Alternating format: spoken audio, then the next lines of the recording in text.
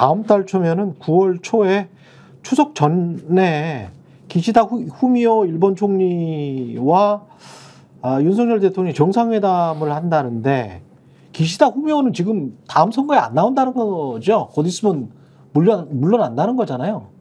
그렇죠. 그러니까 그렇죠. 일본은 내각제 국가이기 때문에 예. 자민당 총재 그러니까 다수당의 대표가 총리를 합니다, 대개. 예. 그런데 자민당 총재 선거가 9월 달에 이제 있는데 그 자민당 총재 선거에 기시다 후미오는 안 나간다는 겁니다. 그렇기 때문에 9월 달이 넘어가면은 일본 총리는 기시다 후미오가 아닐 가능성이 100%인 거죠.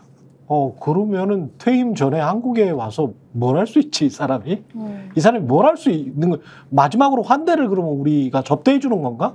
기사를 보면 네. 지금까지 아주 좋았던 한일 관계를 점검을 하겠다 이런 얘기를 하는데 점검을 해? 아니 이제 그러니까 한일 정상이 점검하는 거라고 네. 얘기합니다만 아니 야당 당대표는 딱 한 번 만나줬는데 이번에 만나면 12번째라고 얘기하니까 서로 간에 반잔, 한잔 이런 얘기가 많이 나오긴 하는데 예. 저는 올해보다는 내년이 더 중요한 것 같아요. 소위 한일 관계가 정상화된 게 60주년이 됐으니까 예.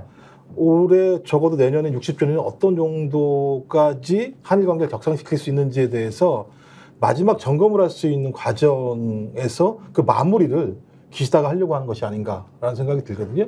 이제 그렇다면 제가 볼 때는 한국이 소위 일본의 정상국가화 또는 동아시아 지역에서 또 투사할 수 있는 힘에 대해서 동의하는 동반자 관계들을 명확하게 좀 확인하는 과정을 올해 둘이 만난다면요. 나름대로 서로 밀약을 하지 않을까 이런 생각이 많이 들어요.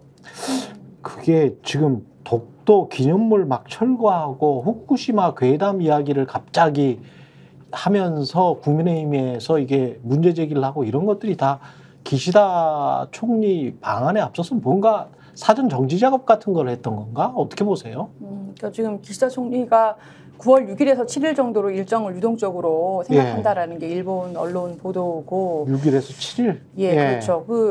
이제 확정이 안 됐다라고 국내 언론들 얘기를 하고는 있습니다만은 말씀하신 것처럼 그동안 좀 있으면은 퇴임이 거의 유력시 되는 총리가 방안을 굳이 한다는 게 그동안 윤석열 정부가 일본에 대해서 우호적으로 또 국민의 반대를 무릅쓰고 해왔던 것들, 역사 문제도 있을 수 있고 그리고 후쿠시마 관련 농산물 관련 문제도 있을 수 있고 수산물 관련 문제도 있을 수 있고 또 특히 러시아하고 북한하고 관계가 이제 굉장히 가까워졌잖아요. 이거에 대해서 그러면은 한일은 무엇을 할 것이냐에 대해서 서로 안보상의 어떠한 서로 간의 이점도 있을 수 있고 이런 여러 가지 윤석열 정부가 그동안 추진해 왔던 일본하고의 본인 나름의 관계 개선 이 부분에 대해서 그럼 그동안의 파트너로 같이 했던 총리가 가기 전에 뭔가를 좀 확정하려는 거 아니냐. 그런 관측이 지금 나오고 있습니다. 지금 구체적으로 보면 이런 생각이 갑자기 드는 후쿠시마 오염수 방류했었을 때 그 전에도 그랬습니다만 우리가 방사능 검사랄지 세션 검사랄지 이런 거를 많이 했잖아요. 근데 이제 정부 여당 주장은 그걸로 한 1조 정도 들었다. 그거 할 필요가 없는 거를 그냥 했던 거다. 다 괴담이었다. 이런 식으로 지금 몰아가고 있고 그다음에 이제 이 일본 측에서는 야 중국이 수산물 수입 금지 너희만 하고 있다. 수입 금지하지 말고 한국처럼 하여간 풀어라. 우리는 방역까지 풀라는 거 아닌가? 혹시 수산물에 관한? 그래서 그냥 정상적으로 그냥 수입해라. 이런 식으로 몰아가려고 하는 거 아닌가? 아니 기시다 입장에서 그럴 수 있죠. 왜냐하면 계속 20, 30% 정도의 지지도밖에 갖지 못했었고 그렇지. 그것 때문에 다 총리직을 내놔야 되는 상황이라면 퇴임 직전에 국민들한테 본인이 일본에서 총리로서 했던 어떤 나름대로 성과들을 제시할 필요가 분명히 있는 거잖아요. 근데 참 중국은 말을 안 들을 것 같고 아무리 얘기를 해도 한국은 지금까지 말을 좀 잘 들었잖아요. 어떤 형태로든지. 그렇다면 말씀하신 수산물 문제와 관련해서 모든 어떤 저기를 다 없애서 그렇죠. 수입을 하게 만들어낸다면 관련된 규제를 다 그냥 기시다 입장에서는 매우 좋은 성과인 거고요. 영근에서 잡히는 것처럼 그냥 잡아라.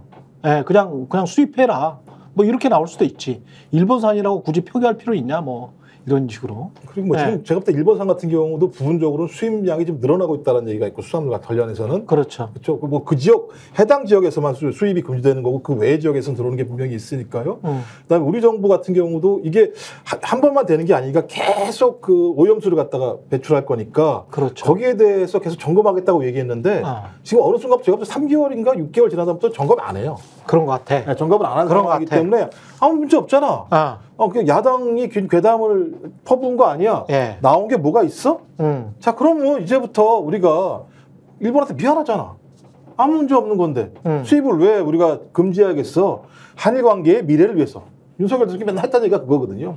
한일 관계의 미래를 위해서 과감하게 이런 부분들을 풀어서 좀 더 나은 방향으로 나아가자라고 얘기하면서 그때 결합되는 게 북핵 위험이나 북한의 위협들을 제기하면 제가 볼 때는 또 다른 예를 들면 나름대로 자기 지지층들을 윤석열 대통령 입장에서요 유지할 수 있는 중요한 근거가 될 수도 있겠죠. 우리 국민들은 어떻게 되나?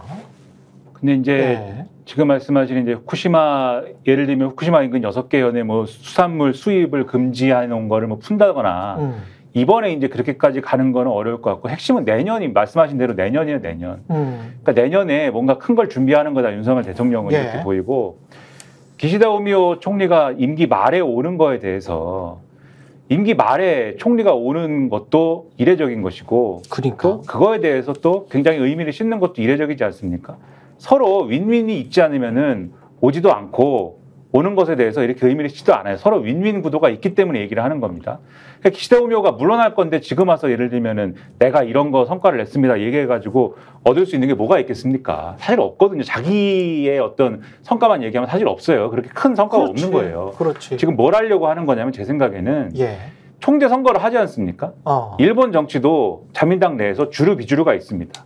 주류 비주류가 있는데 지금 기시다 후미오는 주류지 않습니까? 지금 상황에서는. 그러면 지금 주류 후보가 되느냐 비주류 후보가 되느냐에 이 갈등선이 있을 텐데 기시다 후미오 입장에서는 이런 주장을 이제 앞으로 할 거예요. 제가 볼 때는.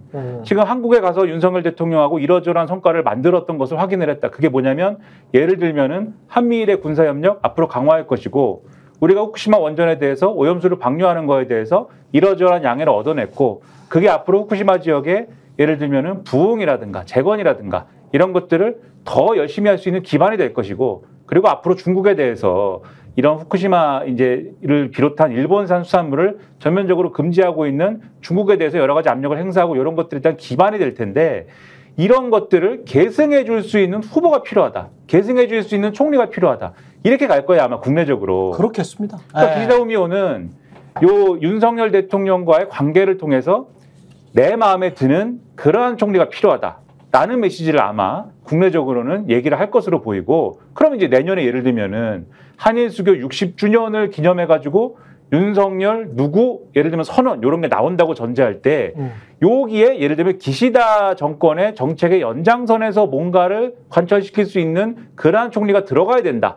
요거를 이제 이 뭔가를 할 수 있는 길을 만들려고 하는 측면이 있는 거고 윤석열 정권 입장에서는 여기서 이제 기시다 후미오의 그러한 이해관계하고 맞는 거죠. 윤석열 정권 입장에서도 지금 일본 내에서 비주류 출신의 총재가 이 총리가 돼가지고 지금까지 기시다 후미오하고 만들어왔던 이러한 정책의 어떤 그러한 뭐랄까요 케미를 처음부터 다시 시작하는 것보다 뭔가 연속성을 갖고 그러한 이제 관계를 갖고 오는 총리가 더 낫다. 이런 판단이 있기 때문에 기시다 후미오하고 이런 케미를 유지하고 싶어 한다. 이런 거를 보여주려는 거 아니겠습니까? 그러니까 기시다 후미오한테 이번 기회에 선물을 좀 주고 기시다 후미오도 윤석열 대통령한테 말로 하는 뭔가 선물을 주겠죠. 말로. 한일 관계는 이렇게 좋아졌습니다라고 하는 그런 걸 가지고 내년을 향해 가는 거다. 그리고 내년에 한다는 것은 아마도 내년이 한일 수교 60주년이기도 하지만 또 뭐가 있습니까?